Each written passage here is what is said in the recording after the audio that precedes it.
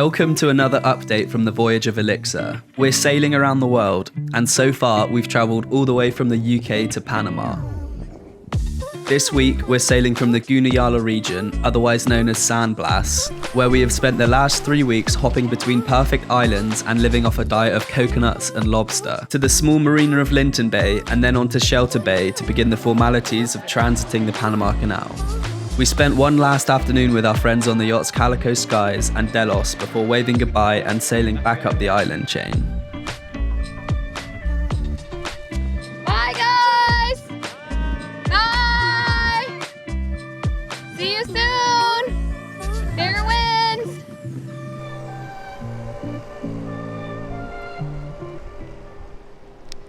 It really flew by, but we've had some really unique and incredible experiences. Buying lobster off of locals in their dugout canoes. We got to test out one of the dugout canoes. We've been seeing these since we were in Kusapin, and we were just like completely fascinated by them. And we saw the locals in Kusapin, the indigenous people, literally carving the canoes. They were carving the oars right there, just like making them. We bought one for $6, which is a great deal. We've used it a fair amount, which it has come in handy a lot, especially because we haven't had an engine for Ian, so we've been using the paddleboard, and there were 5 of us here. Meeting the locals has been such a highlight for me. I'm just really grateful for the experience because everyone that we've met has been super kind and welcoming.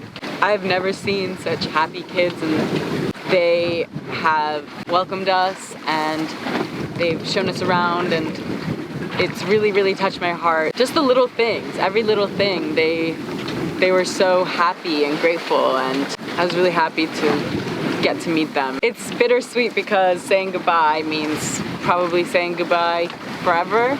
There's been just so much love and so much beauty, not only with the nature and the scenery, but with the people, their hearts, their artwork, their respect for their land. Really unique experience. This is just the ultimate sailing destination. Literally, sometimes we've just sailed off anchor and sailed right on into anchor without even putting the engine on a couple times, which feels really amazing. When we went on a race with Parlay Revival and with Delos, and we were a little late to the race, but it was still really fun, and they turned on their engines going into the anchorage because it's pretty hard to navigate around, you know, reef and sandbars, but we tacked, like, going into that bay, we tacked like 4 times, and we sailed right into anchor, pulled up right onto them, and it just felt really good to be behind the helm while sailing onto anchor, because I have sailed onto anchor before, but I've never been the one helming, and so that felt incredible, and like Max putting the trust in me, and just, yeah, sailing Elixir in such an incredible sailing location with the wind always perfect, and lovely time. Lovely. We're going to leave Blas tomorrow morning. I mean, it's been a really cool place to visit. I'm so happy that we've come here because I learned a lot. It's the first time I've ever been to like an autonomous region, which I think is something really special. An area that's governed by an indigenous community. Although it's part of Panama, it's just like fully autonomous. And the Guna-Yala just have control over everything. Yeah, and that's really interesting. Like, they don't speak Spanish. We were kind of like naive and a little bit ignorant, I guess, like coming ashore and trying to communicate in Spanish. Yeah, they speak Kuna. It's just been like a really amazing, beautiful experience. I feel like that gets overlooked by all the sailors. Like, they just stay out here in all of the nice islands, but there's like these pretty incredible settlements a bit further inland. Pretty adventurous sailors as well. Like, they're sailing their dugout canoes, the kayokus, as far as Colon that way and as far as Colombia that way. Over 100 miles, they're taking these dugout canoes with the sails. Pretty incredible seafarers. Pretty talented artists. This is like the end of a chapter because, I mean, it's the end of the Atlantic Ocean. It's the end of the road for like the Caribbean, and it's not sad, like, because it's just, I'm gonna come out in the Pacific. I get to swim in the Pacific Ocean for the first time. My home and everything I own is just gonna be in the Pacific, like, yeah. That's Sick, Yeah. isn't it? Coming through the canal would be the first time I ever see the Pacific Ocean, but because Bella, my little sister, came to visit, I actually went to Panama City to pick her up from the airport and may have accidentally seen the Pacific super quickly, but we can pretend that never happened. You were trying to. Yeah, I was really trying hard not to see it, but we stayed with some friends and they had a balcony and a view overlooking the sea, so it's like, obviously I'm not going to not see it, but so that was kind of unfortunate. It'd be my first time swimming and sailing in the Pacific. Yeah, that's pretty special. Cool. Just woke up. From a nap. Okay, 1 second. I feel good. We got a new shirt. Pillows crew. Update on the current situation. We said bye to our friends, Zellas and Calico Skies in Coco Banderas. We had a lovely couple days there, hanging out with our friends, having more beach bonfires, sleeping on the beach, going spearfishing, using the Della's Wi-Fi. Now we're sailing to Chichime, back to Chichime, which is was our first stop when we came into San Blas. And it will be our last stop as we're leaving. Tomorrow we'll be leaving early in the morning to go to Linton Bay, which is near the Panama Canal, and we're gonna start our preparations for crossing through the Panama Canal, which is really exciting.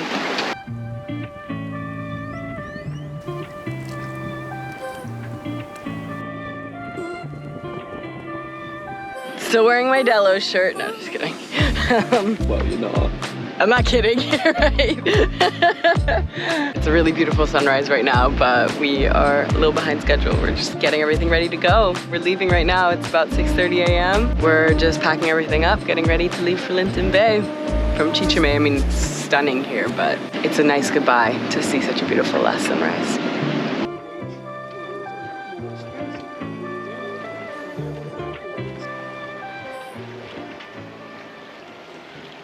Pretty early in the morning, and the first thing I saw when I woke up this morning was like a mast over on the reef, bent over on one side. So I was like, whoa, there's a boat over there that's run aground. And then I went and sat on the spreaders and I was looking at it, and there was a few other boats around it trying to pull it off. And there's this Canadian guy anchored over there, Chris. He's super cool. He's done a lot of sailing. He's been around the world before and had a pretty good idea of how to take this boat off the reef. So we all went over there in the dinghy and joined the collection of boats that were trying to drag this unfortunate French boat off the reef.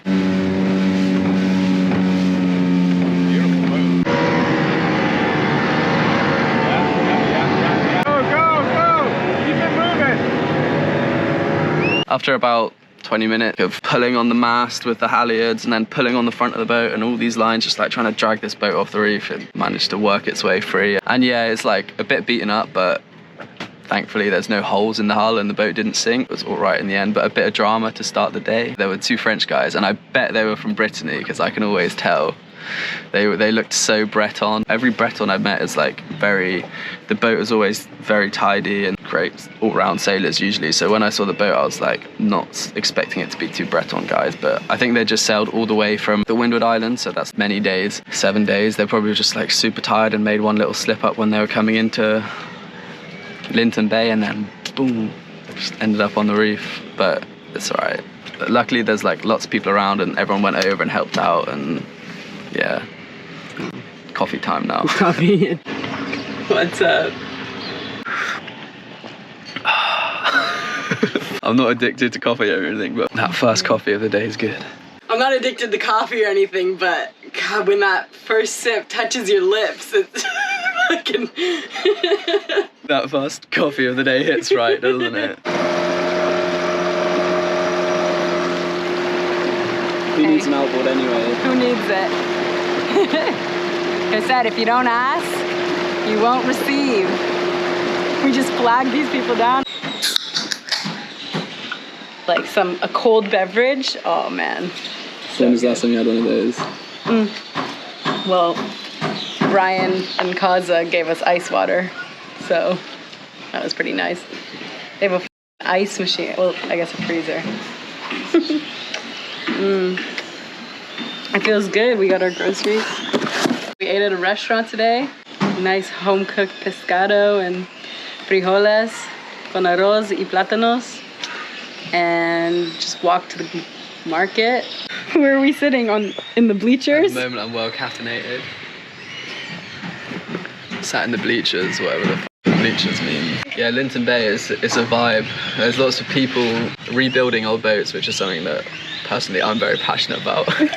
In fact, there's this one particular guy who was like rebuilding a really old trimaran. It was like an old strip planked 50-footer that actually won the All-Star race. Anyway, this French guy ran it onto the reef and kind of like destroyed all 3 hulls, and he's rebuilding it in the boatyard. And when he's sailing around, he says he gets up to like 24 knots, which is pretty incredible. And yeah, there's just a ton of other really cool projects in that boatyard. One final row out of Shelter Bay. It's a long row too. Yeah, someone was trying to sell me their boat. Nice Canadian couple. They're very keen to sell their monohull straight up for catamaran. It's a little bit out of my price range.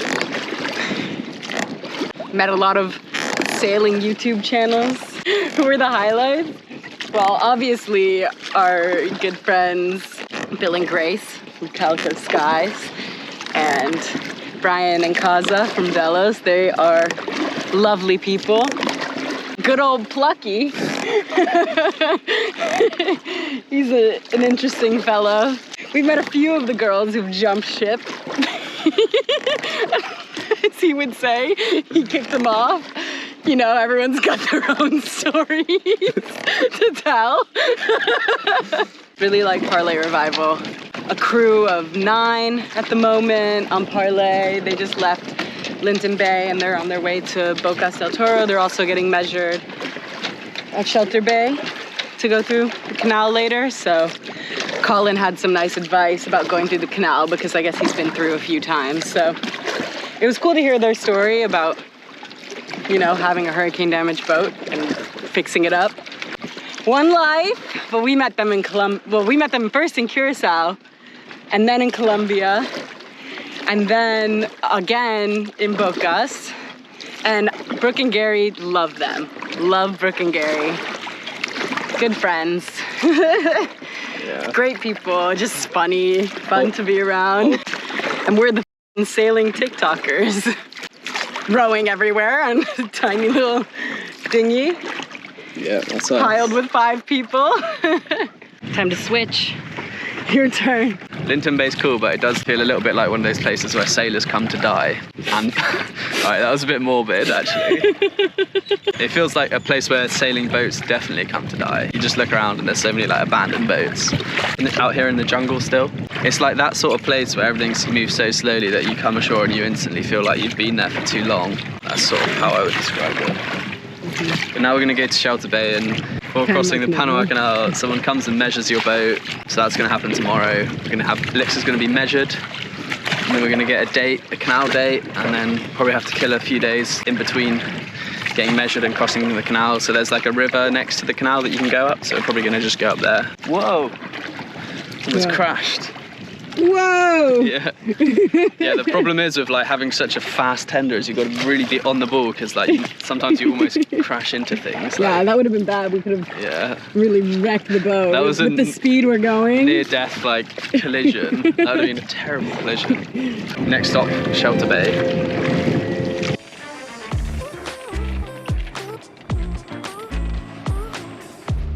As we sailed closer to the city of Colón and the entrance to the Panama Canal, we began to notice more and more cargo vessels, all waiting patiently for their turn to go through to the Pacific. It was both exciting and nerve-wracking at the same time, and the endless views of jungle were slowly replaced by the faint shapes of an industrial city, marking the end of the Atlantic leg of the journey and the beginning of a whole new ocean. What's up? Just enjoying a cup of tea and some biscuits. How's your tea? Great. Yeah, it's PG tips. You still have PG tips? Yeah, I may have squirreled some away. Really? It's an emergency ration. I'm happy to share most things, but stay the f away from my PG tips. I've said I don't want PG tips sometimes. You're like, no, unacceptable. It is the best. I mean, look at that.